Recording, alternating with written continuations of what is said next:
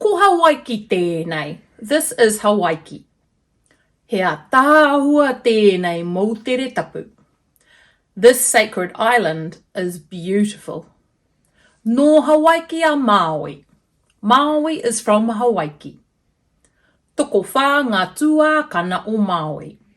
Māui's got 4 older brothers. Ko Māui mua rātou, ko Māui roto, ko Māui taha, ko Māui pai ngā tuākana. The older brothers are Māui mua, Māui roto, Māui taha, and Māui pai. Ko Māui te pōtiki o te whānau. Māui is the youngest in the whānau.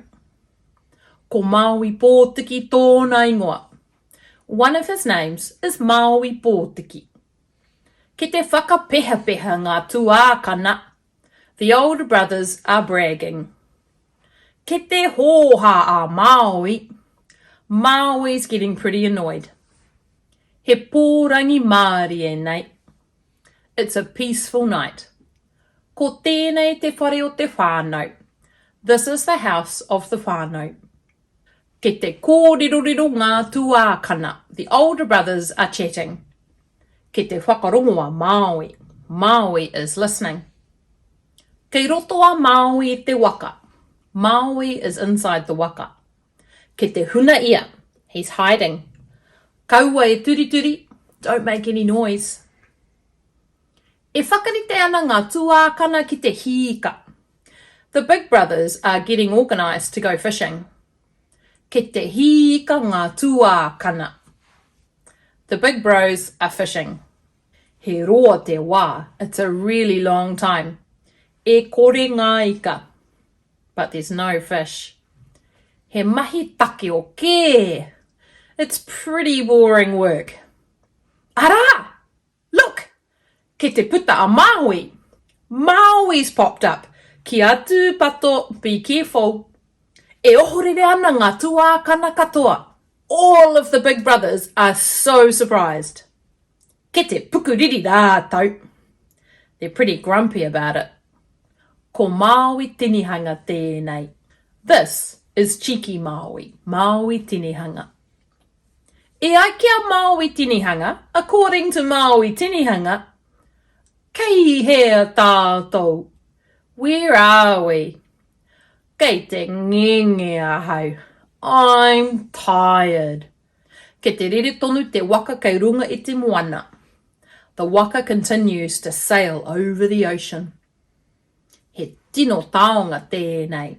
This is a very special taonga.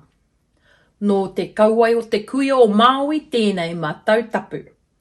This sacred hook is from the jawbone of Māui's grandmother. E mounu ana te matau ki te toto o Māui. The hook is baited with the blood of Māui. Ki te whiuraua atu a Māui i te matau. Māui throws out the fish hook far away. Kei raro te matau i te waka. The hook is below the waka. E hiki iho ana te matau. The fish hook's going down, down. E hōhonu ana te matau kei rō moana.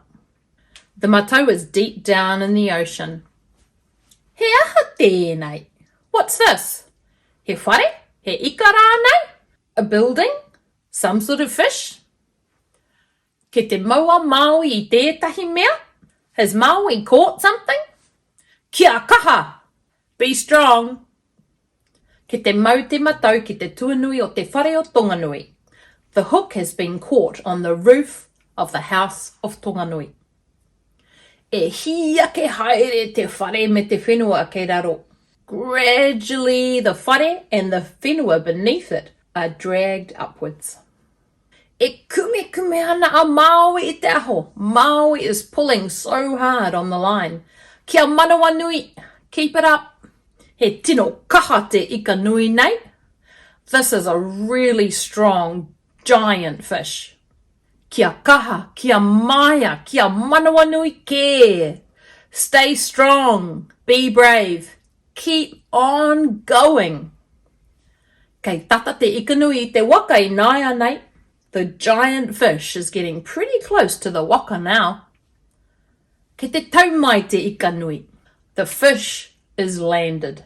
He ika nui. It's a giant fish. He whenua.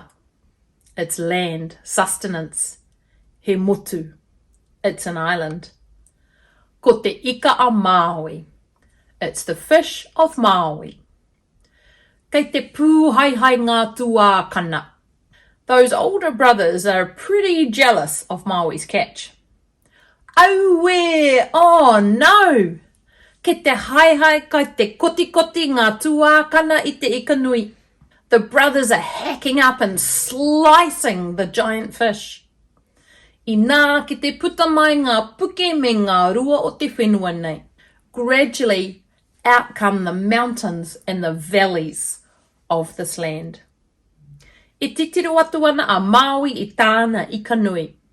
Māui's looking out over his giant fish. He whenua, it's land. He maunga, it's mountains. He taiorurua, it's valleys. Ke te harikoa a Māui Pōtiki. Māui Pōtiki is pretty happy right now. Ko te ika a Māui, ko te waka a Māui, ko te punga o te waka o Māui e nei. This is the fish of Māui, the waka of Māui, and the anchor stone of the waka of Māui. Ko Aotearoa. This is Aotearoa.